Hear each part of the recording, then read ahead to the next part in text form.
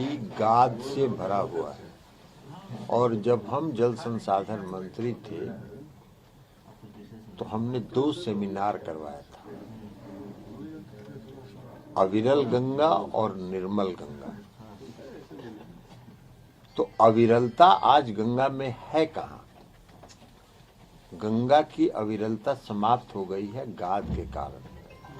और केंद्र की सरकार ने भी एक कमेटी गठित की थी गाद प्रबंधन के लिए।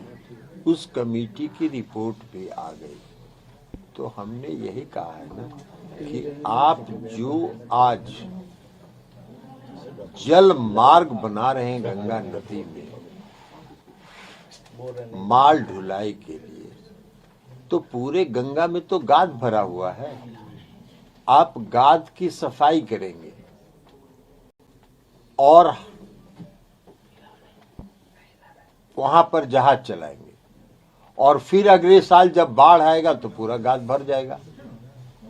फिर उसकी सफाई कराइए, फिर चलाइए, तो 6 महीना सफाई में जाएगा, तब तक गाद भर जाएगा। अभी तो एक आया था ना, ये तो कहाँ फंस गया था, फंसा था ना।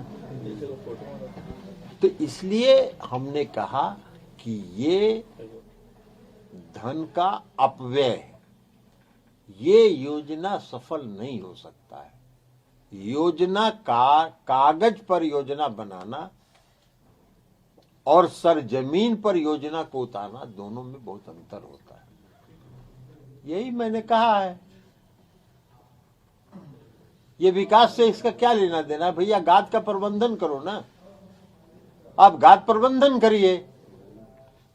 हम जल संसाधन मंत्री रहे हैं, सुशील मोदी जी को पता होना चाहिए, बिहार के बहुत बड़े नेता हैं, उनको मालूम होना चाहिए, या भारतीय जनता पार्टी के किसी भी नेता को मालूम होना चाहिए कि गंगा नदी का जल स्तर बरसात के दिनों में जब बढ़ता है तो बक्सर से पटना आने में जितना समय लगता है उसका 3 गुना समय पटना से साहिबगंज और फरक्का पहुंचने में लगता है, और दूरी दोनों की बराबर है। क्यों समय ज्यादा लगता है? इसलिए कि गाद भरा हुआ है गंगा में।